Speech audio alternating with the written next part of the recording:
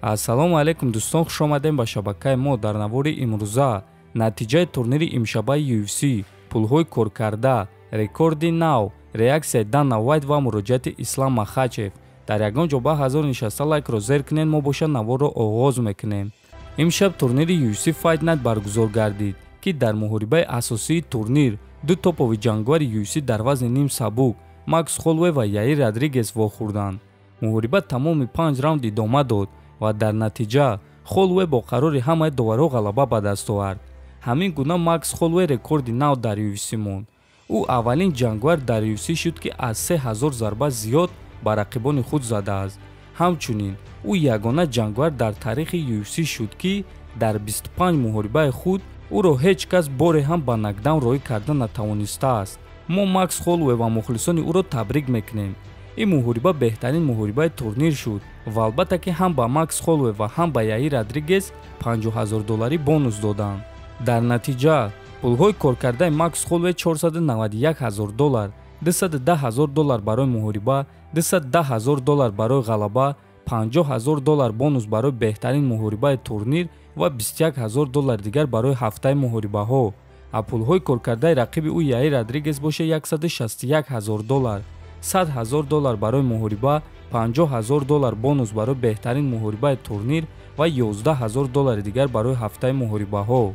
баъди турнир президенти UFC Дана Вайт оиди ояндаи Макс Холлоуэй фикроша баён кард. биён суханҳои Вайтро гӯш мекунем. дуюм мухорибаи Макс Холлоуэй ва Алекс Волкановский мухорибаи хеле баҳснок буд. ва акнун Холлоуэй ба қафас баромада чунин мухорибаҳо нишон медиҳад. акнун Волкановский бояд ки Макс Холлоуэйро аз пеши роҳи худ нест кунад. ман намедонам ки Максро дар оянда чӣ интизор аст, аммо боз як мухорибаи ӯ зидди Волкановский маънои калон дорад, гуфтааст Вайт. дӯстон, шахсан ман фикр мекунам ки ҳарди мухорибаҳои Макс Холлоуэй ва чемпион Алекс Волкановский мухорибаҳои хеле наздик буданд ва барои ҳамин фикр мекунам ки онҳо бояд боз як мухорибаи дигар гузаронанд. мухорибаи пурраи Макс Холлоуэй ва Яир Родригесро дар телеграм канали Паҳлавон тамошо карда метонед. ссилкаи телеграм дар аписани видео. дӯстон, чӣ хеле ки медонем баъди мухорибаи Ҷастин Гейҷ ва Майкл Чендлер баҳси калон рафта истодааст, ки довталаби навбатӣ барои камарбанди вазни сабук кист. баъзеҳо боварӣ доранд ки Ислам Махачев сазовор аст, баъзеҳо боварӣ доранд ки Дариуш сазовор аст ва боз баъзеҳои дигар боварӣ доранд ки Ҷастин Гейҷ арзанда аст. шаби гузашта Махачев дар ин бора фикрҳои худро баён кард ва ба ҳама он нафароне ки мегӯянд ки ӯ сазовор нест чунин гуфт: ин гуноҳи ман нест, ки ман бо рақибони рейтингӣ ҷангидагӣ нестам. ҳама мухориба зидди маро рад мекунанд, аммо ба ҳар ҳол ман ҳозир чорум рақами рейтингам. ақаллан номи як ҷангвари топ 10-ро номбар кунед, ки бо ман ҳозир ҷангидан мехоҳад. UFC маҷбур шуд ки ба хукер маблағ илова кунад, то ин ки ӯ ин мухорибаро қабул кунад.